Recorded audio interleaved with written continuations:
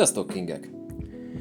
Teljesen random jött velem szembe valamelyik Airsoftos Facebook csoportban egy elég visszafogott eseménykiírás arról, hogy Airsoft játék lesz Velencén. Én életemben nem hallottam még arról, hogy a Pest melletti üdülővárosban bármilyen Airsoft pálya is üzemelne, így adott volt a következtetés, hogy ez egy teljesen új map. Nyilván azonnal fogtuk magunkat és kocsiba ültünk, hogy leguruljunk az M7-esen szombat reggel, a lehető legnagyobb dugóban, amikor mindenki a Balatonra indult. Meg is érkeztünk egy elhagyott épülethez, közvetlenül a Velencei tó partjára.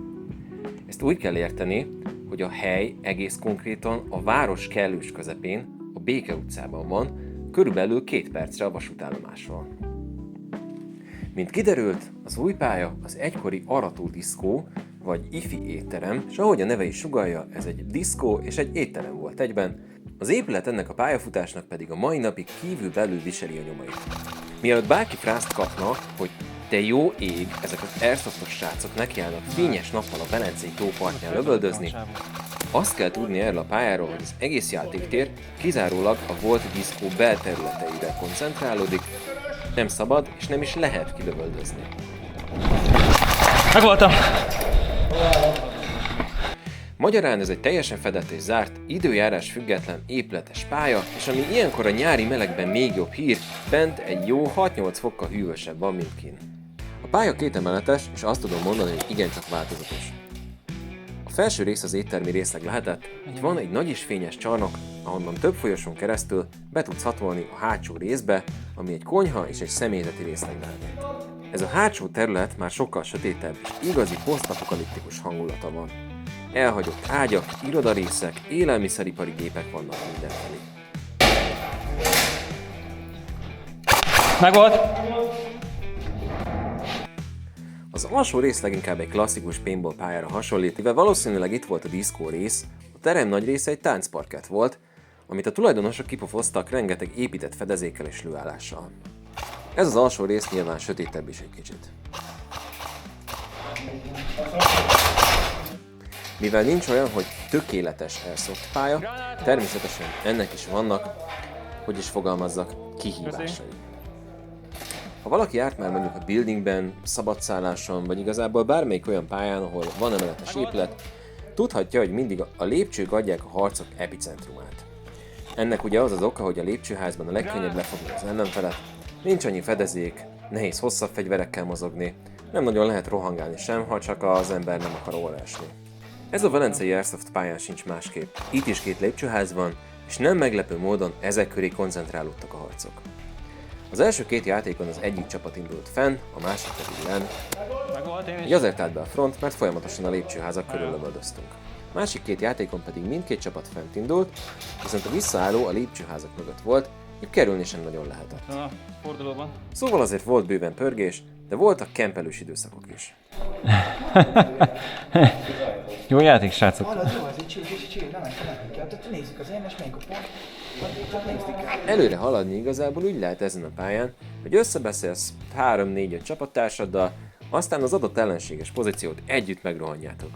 Ha mákotok van, akkor nem találjátok szembe magatokat egy olyan emberrel, aki valamilyen szekrény mögött kempel a sötétben, és az egész rajt egyedül kiszödik.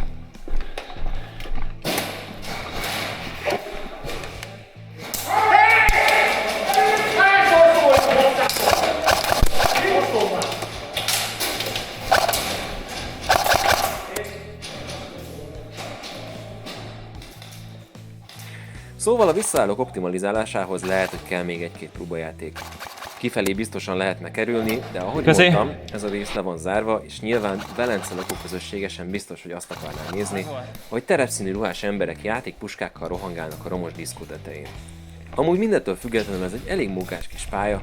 Én azt is nagyon bírtam, hogy nem csak úgy odadobták nekünk az üres épületet a szervezők, hogy nesze játszatok, hanem látszik, hogy folyamatosan megy a gondolkodás azon, hogy lehet optimalizálni a pálya működését.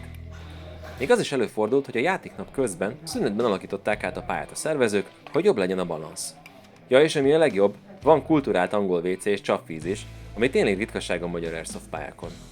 Sőt, azt hiszem, még egy büfét is terveznek ide hosszabb távon. Szóval hajrá ifi Airsoft, így tovább. Na, végül mondok még pár tudnivalót arra az esetre, ha ide akarnál jönni játszani. Először is, ami a legfontosabb, egy jó védőszemüveg mellett mindenképpen vigyél magaddal védőmaszkot. Vannak olyan fordulók, ahol szó szerint egymás arcába tudjátok dugni a fegyvert,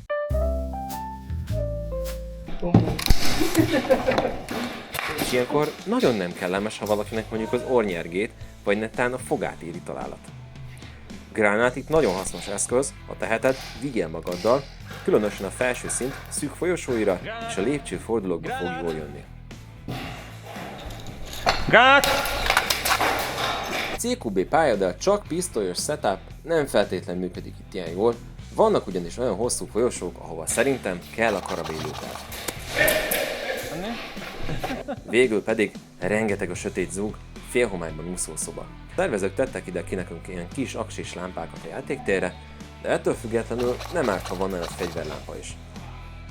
Ha csak nem akarod, hogy valaki véletlenül hátba lőjön a sötét folyosón. Szép, megvolt. Szóval, ha szoktál CQB-re járni, és Pest környékén vagy, én mindenképpen javaslom, hogy próbáld ki a velencei pályát. A szervezők weboldalát bedobtam a leírásba. Ha tetszett ez a videó, ne felejtsetek el feliratkozni és dobni egy lájkot.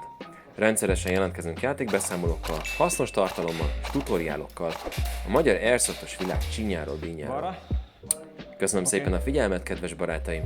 Áldott szép napot kívánok!